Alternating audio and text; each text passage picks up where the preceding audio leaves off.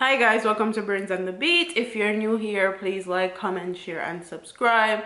And if you're oldie but goodie, thank you for staying tuned to your girl. So in today's video, we're going to be talking about a Star article that says coffee is bigger than chronixx.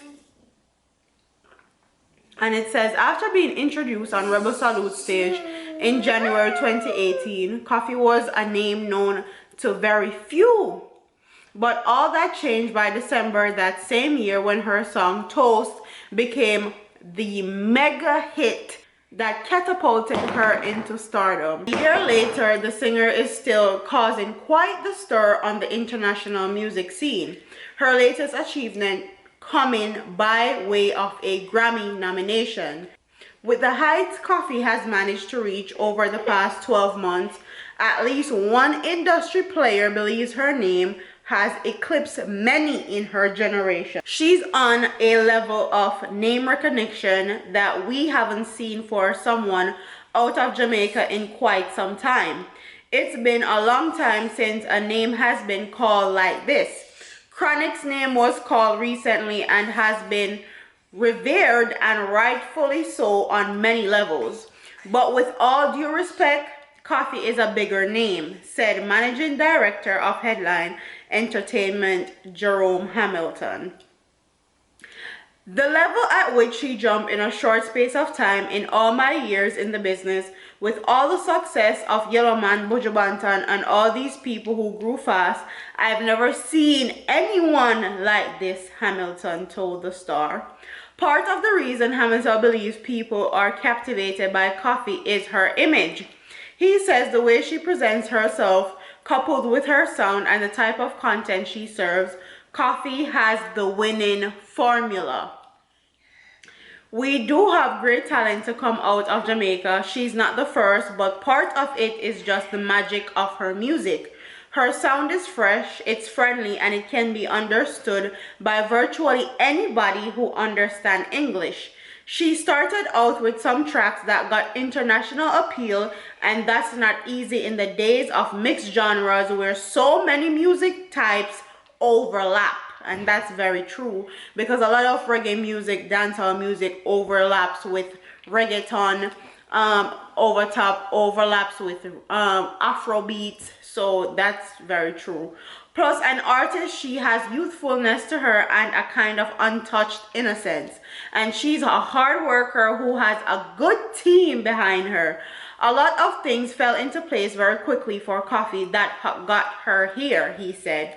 Speaking of things falling into place, Hamilton expressed that although making it in the industry takes hard work and dedication, more often than not, it takes the same amount of luck.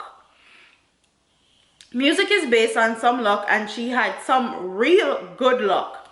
Last year, this time, nobody would even think this, and now everyone's talking about her in so many different circles that in some ways her success is almost a bit too much. You can see that she has transcended the typical reggae clientele. She's getting mainstream interest. She just completed a tour with Daniel Caesar and already has a tour confirmed for next year with Harry Styles. Wow, he said. The world has embraced her, and I think it's good because we need more Jamaican stars to do well for people to look back at our music. And honestly, I feel like that is very true. I feel like Jamaican music is getting watered down with the mix of reggaeton and Afrobeats, and Jamaican music is not divisive anymore. You can't listen to a reggae beat and know that that is exactly a reggae beat. Some, especially on the international scene, if you're talking about dancehall artists, reggae artists, you know it's gonna be on a dancehall reggae beat. But international music scene, they use our music and sample our music, and sometimes we can't even tell because they overlap it with so many other things: pop, hip-hop, rap, Afrobeat, reggaeton, and it just watered down our music. And then I feel like our music is not really appreciated as much. And coffee is doing her thing. Coffee is even supposed to be co-writing on Rihanna's reggae album. So she is doing her thing, and for a 17-year-old, you have to give her props. She's doing clean music, and it is transcending Jamaican barriers, basically, as far as music is concerned. But I want to read some of these comments, and the Star put the headline, "Coffee is bigger than Chronixx," and it has been causing a whole lot of issues on social media, especially where reggae and dancehall artists are concerned. They feel like it's a diss and the Star is supposed to take it down. Honestly, everybody's entitled to their opinion.